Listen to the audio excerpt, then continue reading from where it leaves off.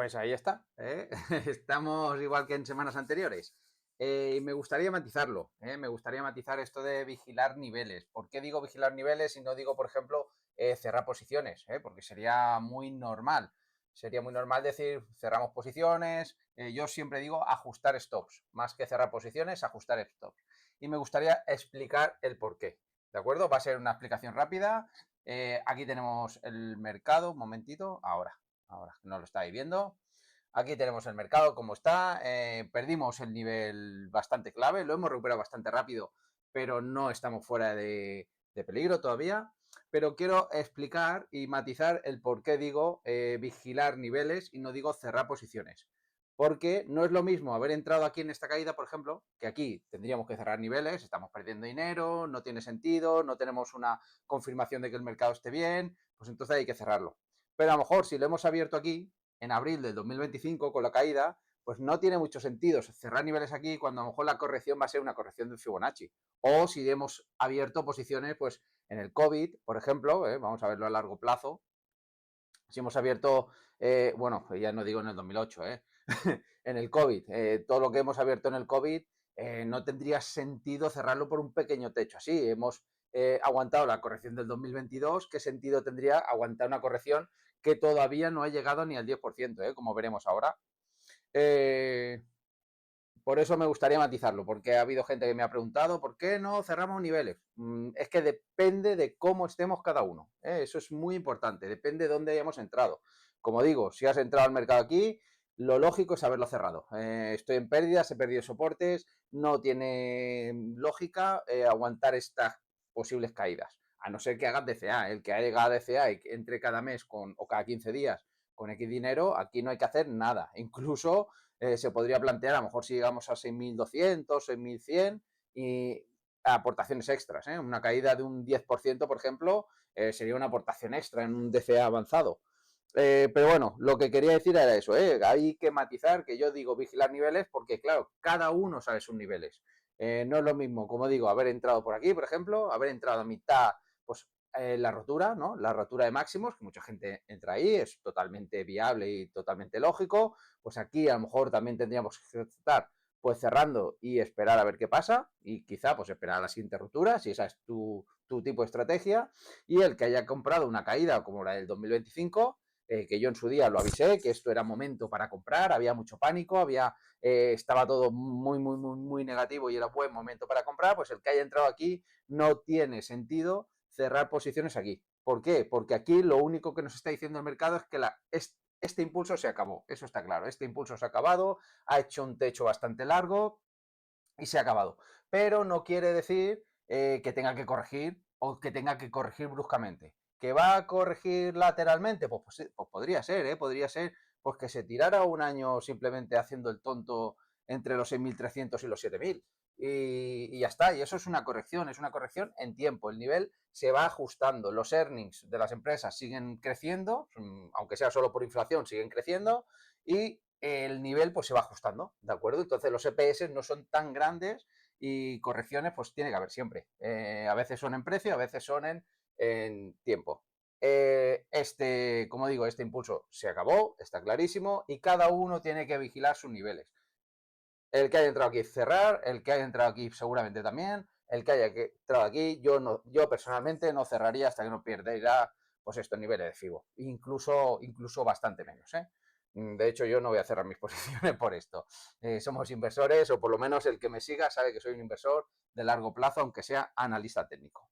A lo que íbamos de la corrección. La corrección ahora mismo está, a ver si encuentro aquí la regla, más o menos hemos perdido ya pues casi un 10%, no ha llegado, estábamos en un 5%, ya avisamos que había un canal aquí que se rompía, una divergencia que se rompía y que los 6.400 los podía tocar, los ha roto, que eso es muy peligroso, para mí es bastante peligroso, pero no hemos llegado al 10%, hemos llegado al 9,83. En estos momentos, si vemos bueno, las estadísticas que os traigo yo cada día, en estos momentos el SP500 está a un 5,67 solo, ¿de acuerdo? De sus máximos históricos, no me parece ninguna barbaridad.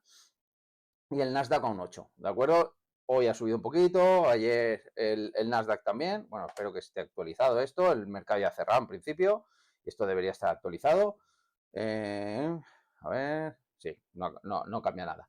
Por lo tanto, no es un valor muy bajo como para decir que está pasando algo aquí grave, ¿de acuerdo? Un 5%. Ya vimos la semana pasada que energías lo que está funcionando mejor. Esta semana materiales básicos se lleva la palma. Perdón, que esto no está bien corregido. Sería aquí.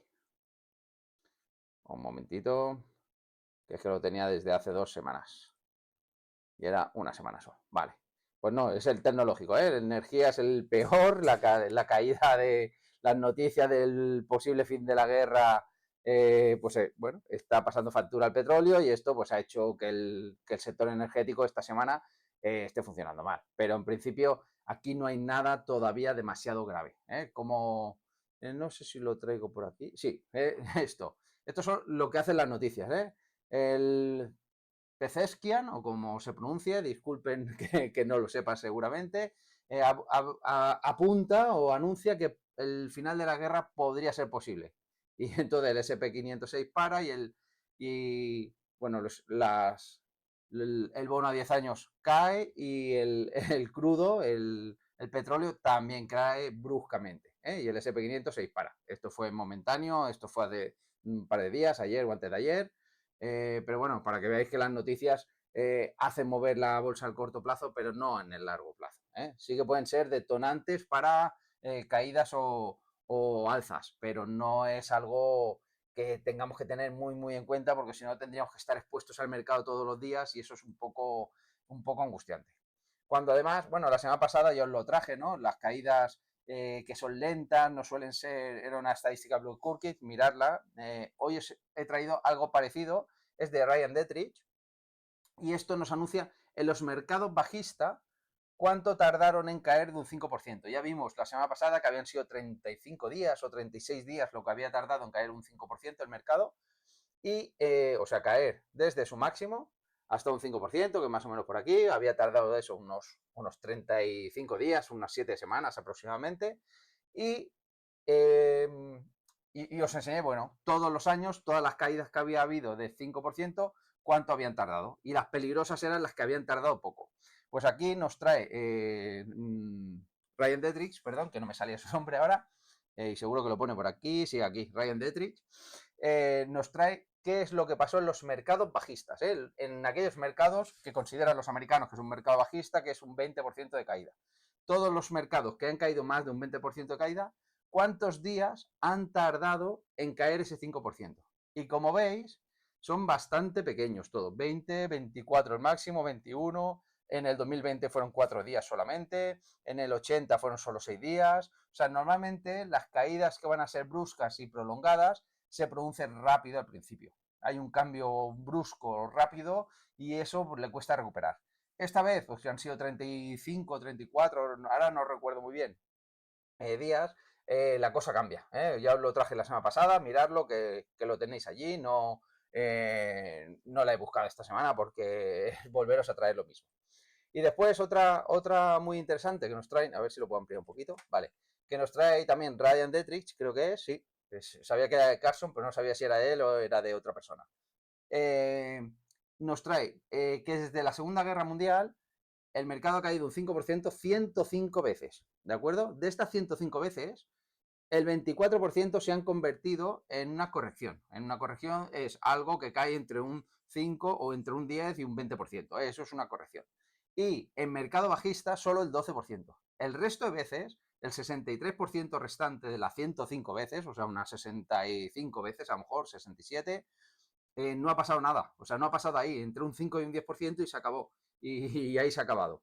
Esta vez, yo creo que hemos estado muy cerca de un 10%, creo que no hemos llegado a caer, ¿no? 9,83 aproximadamente, un 10% hubiera sido aquí, los 6.300, no ha llegado ahí, ha parado antes, de momento no estamos fuera de peligro, para salir fuera de peligro tendríamos que superar prácticamente al media 200, los 6.700, no tenemos siquiera tampoco, que yo sepa, no hay todavía un cruce de la muerte, ¿no? Cuando la EMA 50, la media 50 con la media 200 se cruzan, no estamos en ello.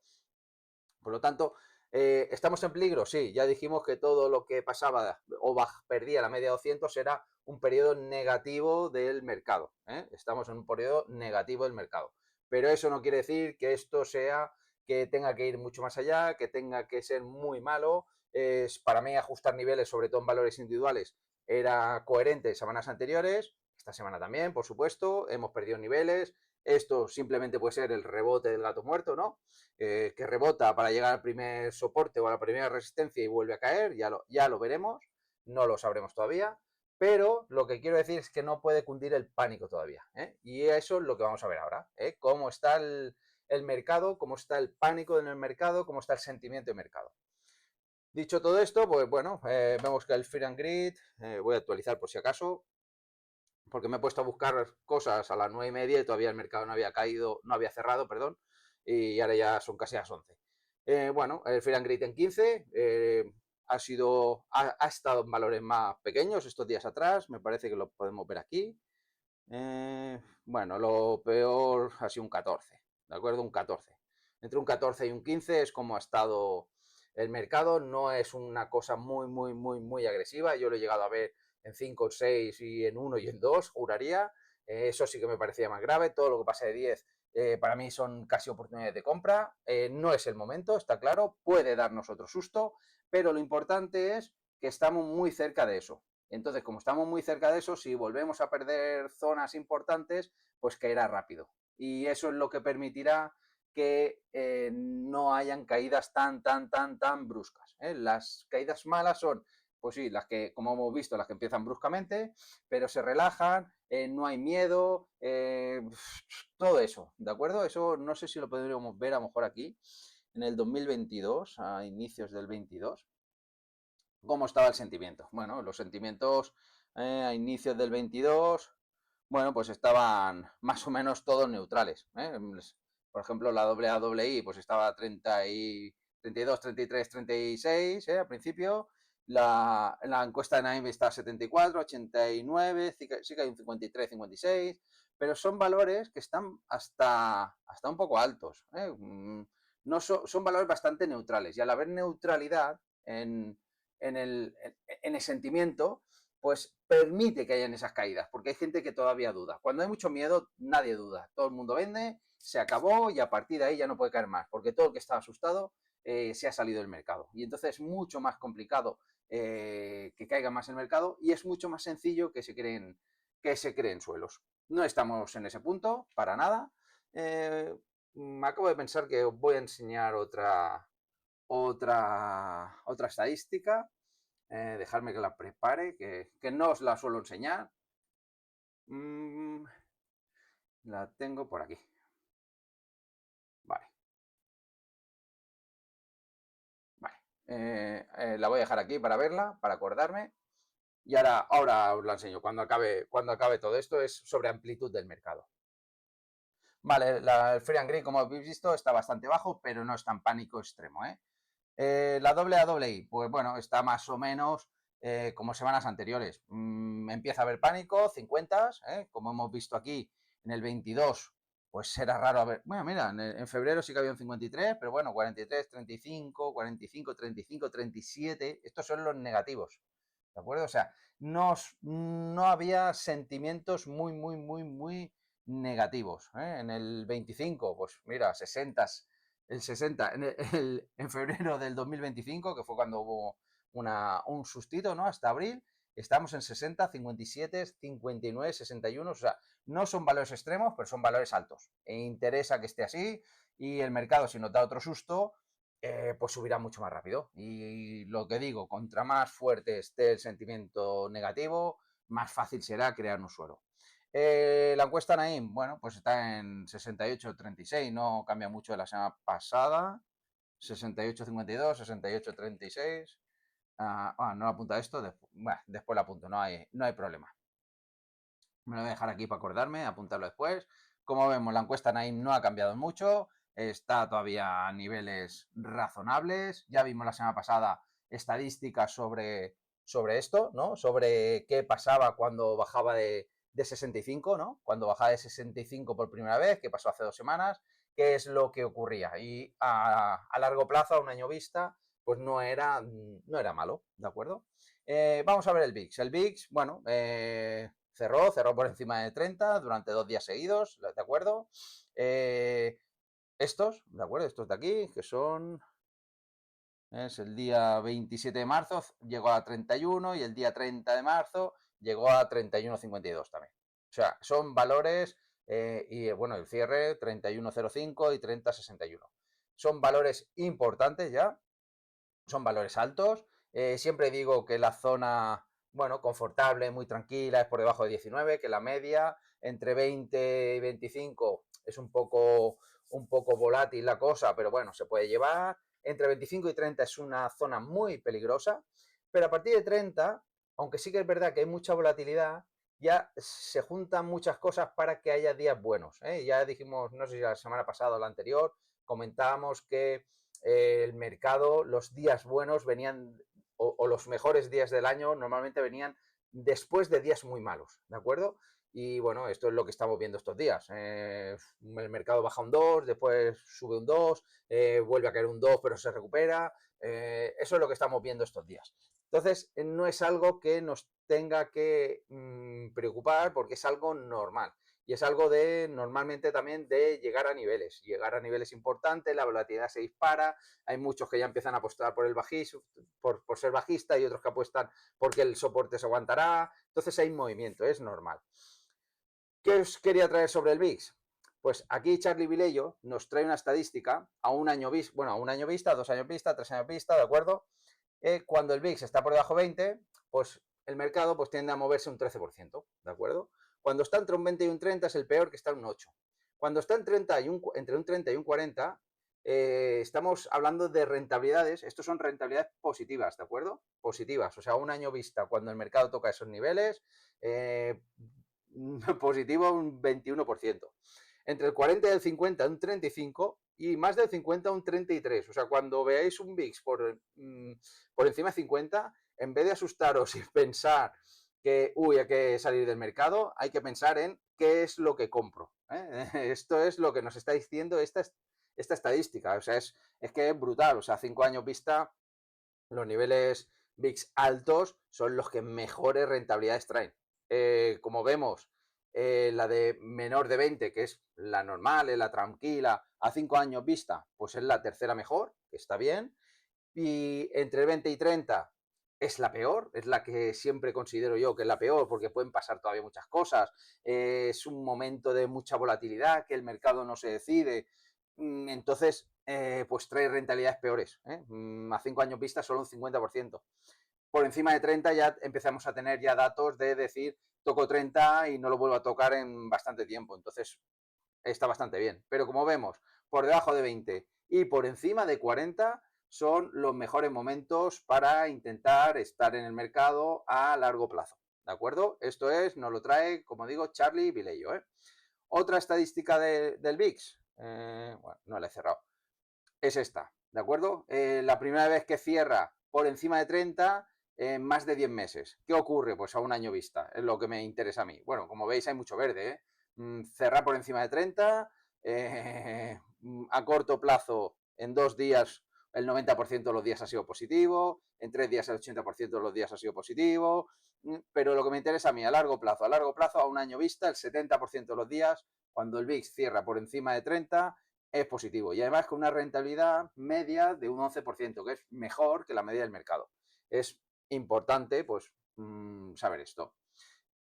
Bueno, ya hemos visto, si no lo hemos visto lo voy a poner otra vez, porque no lo he comentado, que seguimos, el VIX sigue por... El VIX, aquí está. ¿De acuerdo? El VIX, vamos a poner las medias. La media de 20 días sigue por encima de la de 200, 20, 200, vale. Sigue por encima. Ya dijimos la semana pasada y las dos anteriores que esta zona es la que peor rentabilidad nos está dando en los últimos 15 o 20 años. No lo he vuelto a traer porque es redundante y tenía más estadísticas interesantes del VIX. Otra interesante del VIX. ¿Qué pasa cuando cae por debajo de 25, ya ha llegado a 24,8, por primera vez después de 8 días, cuando pasa más de 8 días por encima de 25? A un año vista. Bueno, a corto plazo hay un poco de todo, ¿de acuerdo? Un 50% de posibilidad de que sea malo. A largo plazo, el 76% de las veces esto es positivo. ¿Cuándo fue malo? Fue malo en el 2000, fue malo en el 2000, fue, bueno, que ya sabemos lo que pasó, ¿no? La crisis.com, fue malo en el finales del 2007, en agosto del 2007, bueno, casi septiembre, que pasó el 2008, ¿no? Crisis financiera, y fue malo en el 22, que también pues tuvimos una caída importante del mercado. Supongo crisis de Ucrania y etcétera, etcétera, acumulación de EPS, etcétera, etcétera, etcétera. Había mucha cosa en el 2022 que corregir. Pero a largo plazo, a un año vista, pues la rentabilidad parece bastante buena cuando el VIX se recupera o pasa más de 8 días por encima de 25 y lo pierde. Interesante, ¿de acuerdo? Interesante. Ahí lo dejo. No es, os estoy trayendo todo positivo, pero la última voy a acabar con una negativa, ¿de acuerdo? O sea que no vayáis porque la última va a ser negativa. Y la veremos enseguida. Bueno, el put on call está en zona neutral. No podemos decir y sacar ningún tipo de valor sobre esto. El índice bullish, voy a ponerlo un poco más grande, casi el 40% de las acciones en corto plazo están en tendencia alcista. No es mucho, no es algo satisfactorio que sea bueno, pero tampoco es que sea malo. Interesante sería perder el 20, nivel 20. Si perdemos el nivel 20, sería muy bueno para intentar buscar entradas en mercado, que eso es lo que pasó, por ejemplo, pues en abril de 2025, cuando yo anuncié y puse tanto en el blog como no sé dónde más, que era buenas posiciones para entrar. Si veis mi cartera en eToro, tengo posiciones compradas allí explícitamente, del Nasdaq y del Russell, creo que son. Como en el SP500 hago un DCA, pues cuando es de sentimiento de mercado lo hago con el Nasdaq y no con el Russell. Pues tengo mis entradas en esos productos fueron pues en esta zona. Creo que era un momento muy adecuado. La línea D, marcando casi a punto de marcar un doble suelo, no lo ha hecho, pero ha estado muy a punto. Podríamos incluso dibujarlo.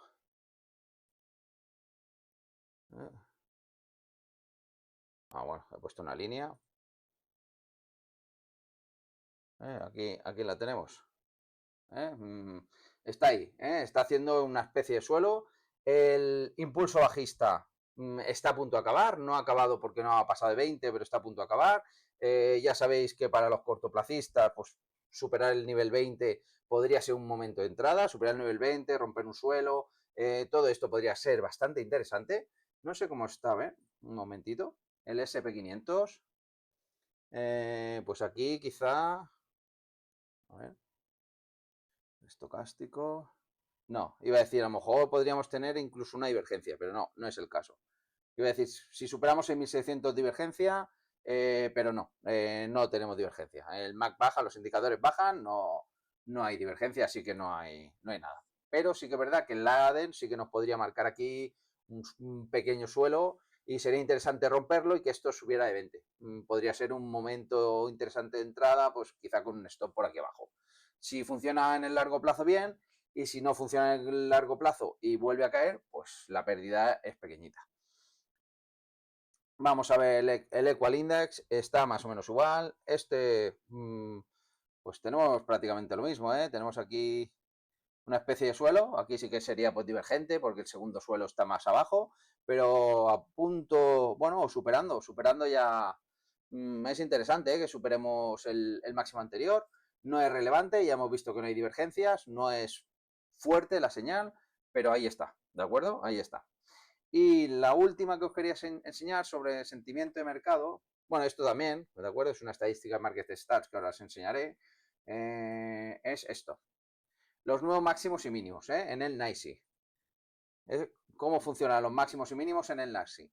Esto en abril, ¿de acuerdo? En abril superar los 900 fue una brutalidad, esto teníamos que comprar sí o sí. O sea, había muchísimos más máximos, o sea, llegamos a 1150 valores creando nuevos mínimos. Cuando máximos habían a lo mejor, a ver, vamos a poner el mismo punto, 1162 y aquí estamos en en 4 o 5 valores haciendo máximos, cuando 1200 prácticamente están haciendo mínimos. Era un momento muy, muy, muy importante para hacer compras. Todo lo que supere 900 en este caso es una oportunidad de compra clarísima. ¿Cómo estamos ahora? Pues bueno, estamos con más mínimos que máximos, pero no es algo tampoco destacable, ¿de acuerdo? En febrero, marzo sí que tuvimos eso, cayó un poquito, tuvimos también a finales del 2025, pero el mercado no cayó. No es algo de momento muy relevante. Sí que es normal que hayan caídas, porque la amplitud, como vemos, pues está peor, ¿de acuerdo? Hay más caídas que subidas, pero no es nada, nada importante. Y la última ya de sentimiento es el Daily Sentiment Index, que es de Jake Bernstein. Yo no lo sigo porque creo que hay que registrarse y yo no estoy. Es un indicador más de sentimiento, pero de Market Stats nos lo trae. Y nos trae que en estos momentos están 15, bueno, esto fue hace un par de días creo, el día 28, estaban 15 y cuando tocábamos ese punto había sido momentos donde el mercado había hecho mínimos, ¿de acuerdo? Incluso aquí, que no llegó a 15, pero hizo mínimos. Por lo tanto, una buena señal también para pensar en que el mercado no está roto, ¿de acuerdo? Por lo menos que no está roto. ¿Que va a subir mucho o poco? Seguramente no lo sabremos, pero no está roto. Para mí va a lateralizar bastante tiempo, quizá unos meses.